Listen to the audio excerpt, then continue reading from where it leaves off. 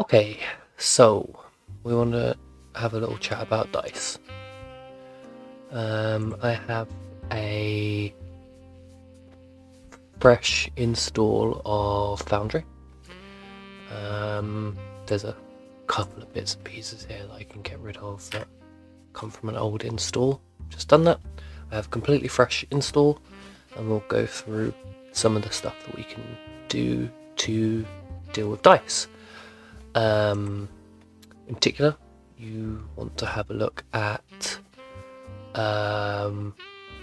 setting up roles, actually using dice in Foundry, and macros specifically for roles. A lot of those things are one and the same, and we'll go through them bit by bit. So let's go over to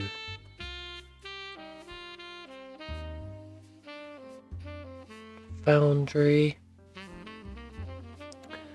and first things first, we'll have a little chat about roles. So Foundry runs with functions, and the simplest way of, or not the simplest way, but at least in base Foundry, the simplest way to roll some dice, if you don't have anything, is /R is the roll command. / I'm giving Foundry a command, R roll is the command I'm giving them. Space, the command will follow. So if we just want to roll our most common dice, 1d20, it's the dice we roll with most things. Saves, checks, attacks, spells, all this kind of stuff. Usually a d20 is what we're rolling, and then once we've rolled a d20, sometimes we roll other dice after that if we hit. So we roll ourselves a d20, and in the chat there it's printed my d20's result is a 19.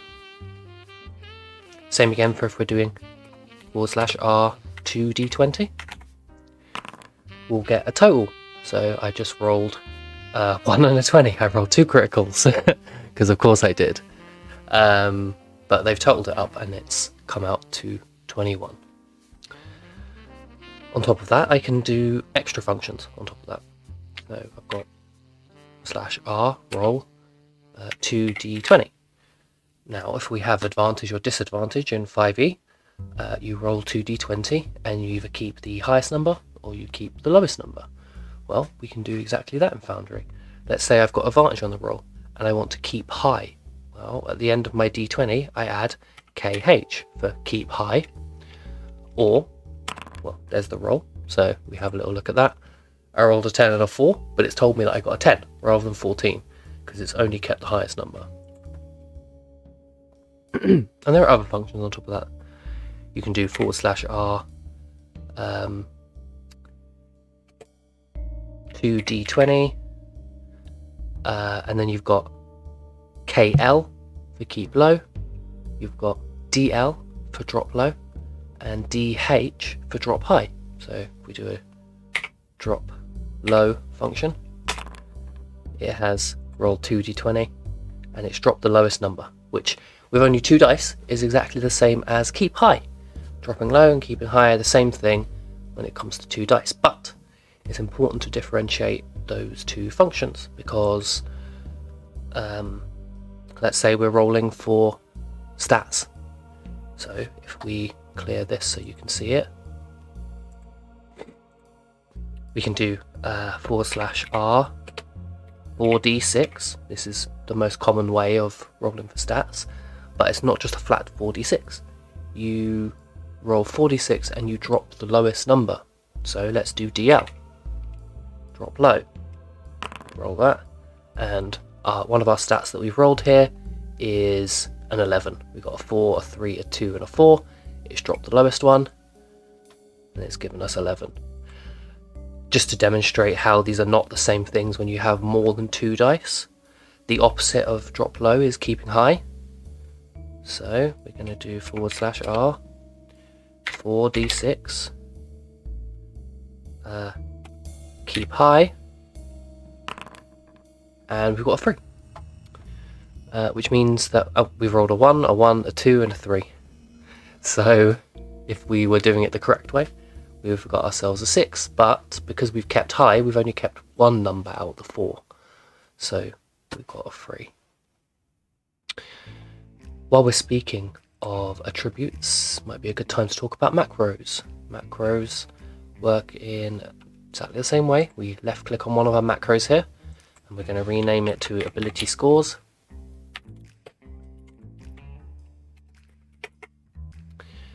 And we want to type this out in chat. We don't want to do a script, we just want to type it out in chat. And that'll print whatever we put in the command box into the chat window and execute that command. So I could do something as simple as hello world and save that, and every time I press the 0 key, it's going to print hello world here on the chat function. But it's more useful for roles. So for instance, if we want to do ability scores, we do /r space 4d6 dl for drop low. We can save that macro. Now every time that I press 0, instead of having to copy, paste, enter, paste, enter, paste, enter, paste, enter 6 times, I can just tap 0 6 times. And it's going to give me an array here: 17, 16, 15, 14, 12, 8. Pretty good. Shame I wasted it on a demonstration, but this is what we've got here. Now, this is not the easiest way to roll dice, especially loose dice, things that are not attached to a character sheet. There are easier ways that we can do this with macros, and with modules, sorry. And I will run through some of those in a moment, but first of all I want to have a look at this test character sheet that I've got here. We've got some abilities, we've got our attributes here, and we've got various other bits and pieces around the sheet. Skills,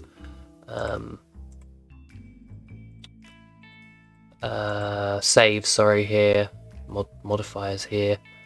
If we give ourselves just strength and constitution, I think it is for fighters. I may be wrong, my head isn't in the right place right now.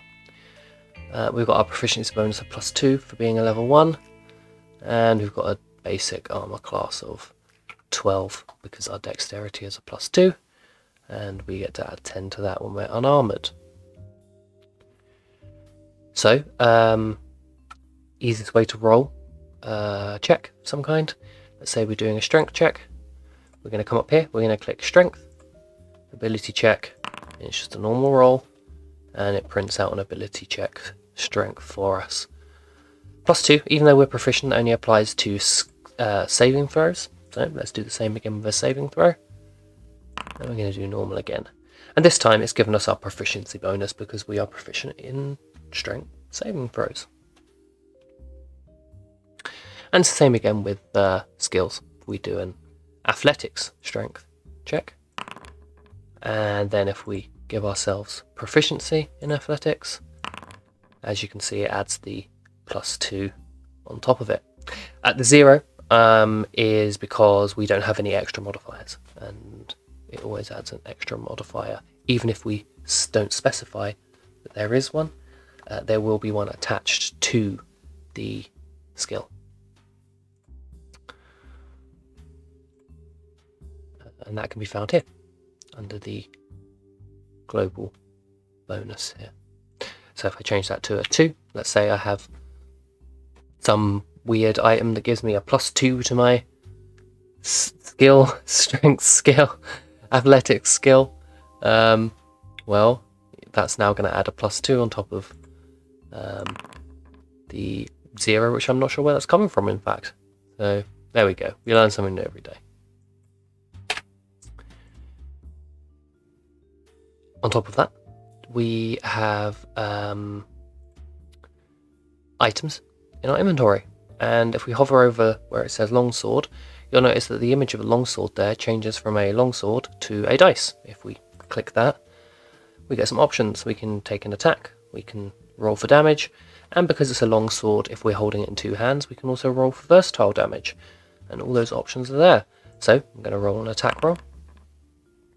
I've got a 5, probably not a hit, but 17, there's a good chance that is a hit. Well, I don't have anything else in my inventory. Chances are I'm holding this longsword in two hands, so I'm going to roll versatile damage. And for a longsword versatile, we get to roll a d10 and add our strength.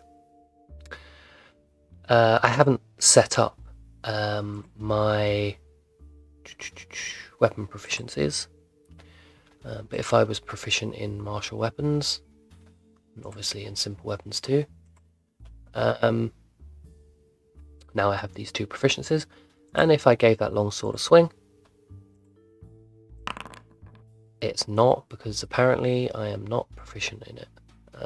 Give me a second. We edit the item and go into details. We can add our proficiency bonus by clicking there, and then we close that and do it one more time. And there we go. It's given us our proficiency bonus on top of our strength bonus plus the d20, 18, and then we roll for damage, and it doesn't add our proficiency because we never add proficiency to weapons rolls unless you have a feature or an item that says otherwise. If it's just basic D&D, nope, you don't add your proficiency bonus to your damage, you just add it to your attack roll, or sometimes people call it your hit roll or to hit roll, depending on if they're quite old and come from older systems like I do. So inventory, we just hover over it and click. This is probably the easiest way to roll your dice. We can also go to features, and let's say we are using our second wind feature. Same again, we're going to consume an active usage because we only get one usage per short rest, or long rest maybe? Long rest, short or long rest. Use our ability, and we get to do some healing, and unfortunately I rolled terrible. I rolled a 2 and I got a 3, which you can't see because I'll roll a couple more times so you can see it there. Here it is. I rolled a d10 and got a 2. Add the +1, 3 healing. So that is the easiest way to take rolls, is directly from your character sheet or from your macros if you set up macros.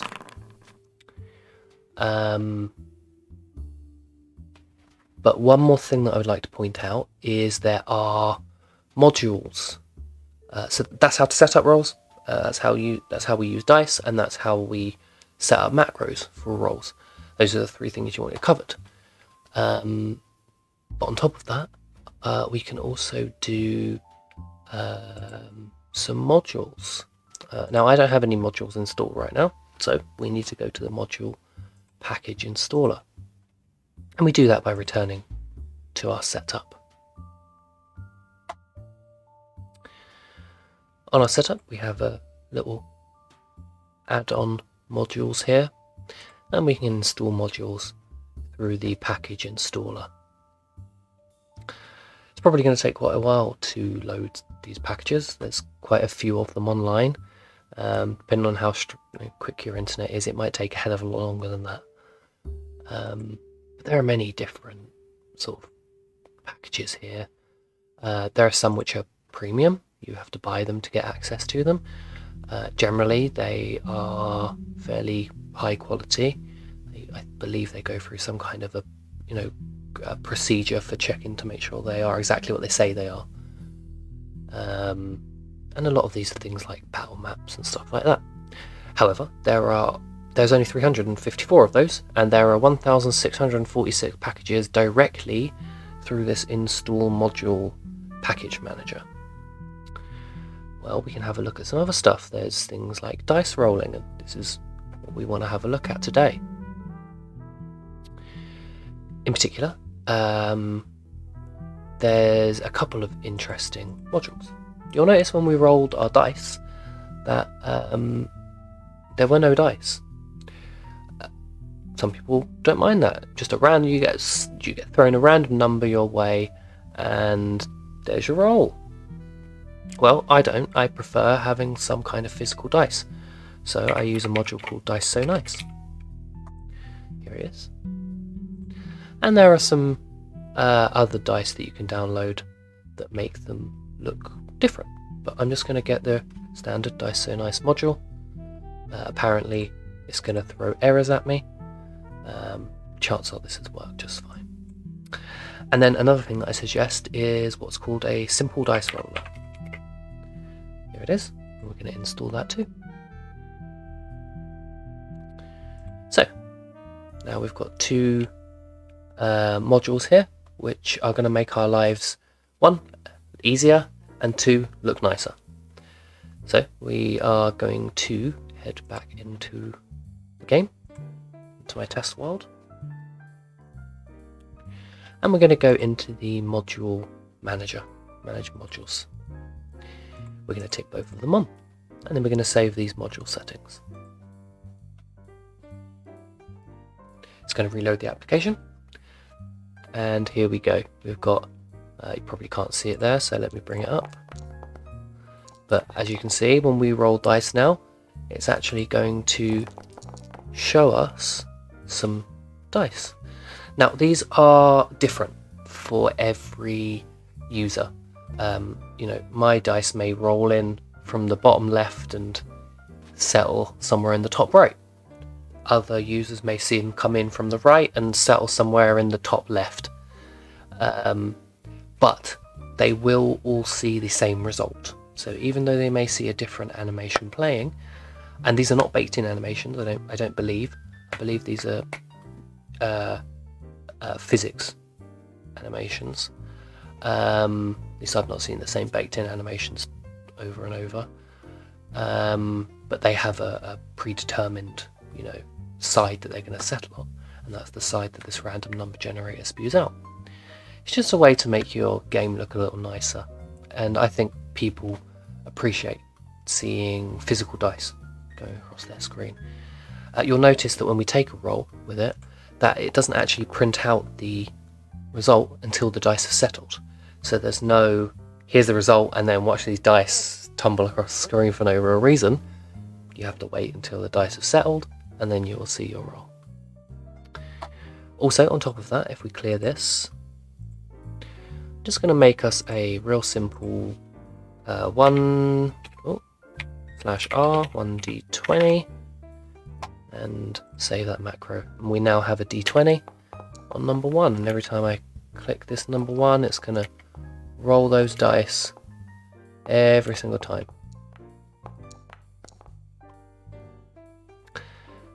But what if I want to roll 2 dice? Well, I could make another macro, or I could just type it into chat, 2d20 /r 2d20, and it will roll 2d20 and give me the outcome. As we said before though, this is the long way around doing this, and there's an easier way, and that's the simple dice roller that we downloaded before. So if we go to simple dice roller, you'll notice here that we now have some options, and we can edit this panel as well, and I'll show you how to do that in a moment. But let's say we want to roll 1d20, we click 1d20, and it's going to roll 1d20, and then we can add whatever we want to add onto it, you know, through our heads and announce the results. So let's say we're going through our test fighter here, we rolled our 10 and we want to take an attack roll, because we're rolling to try and punch someone in the face. Well, we add our strength, and we're always proficient in punching someone in the face, so we add our proficiency bonus too, and instead of announcing 10 to the group, even though it says 10 there, we would announce that we rolled a 14, because we've got a 2 to strength and a 2 to our proficiency. On top of that, I haven't changed this guy's constitution plus from his hit points, so let's do that now.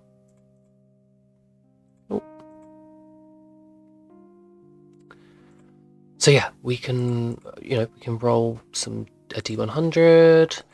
There's a module that allows us to add fate die, or I think it might be an option actually, come to think of it. We can roll 5d8. We can roll 4d4. We can roll whatever we want out of this roller.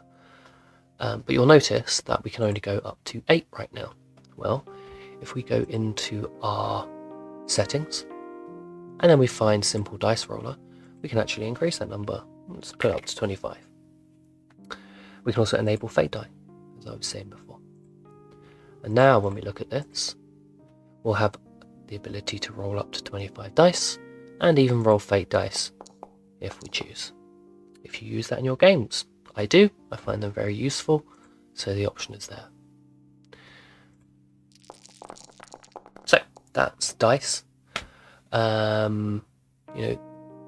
There are obviously going to be other modules which do things differently. For instance, there's a really nice module, I think it's called Dice Calculator, which adds a small function to the chat window, where if you click the D20 next to where it says public or private or blind or self-roll, it will bring up a calculator where you can do calculations and choose the dice that you want to add and add specific numbers to it, or subtract specific numbers from it, roll it, and it will roll those dice and give you what you're looking for. So yeah, that's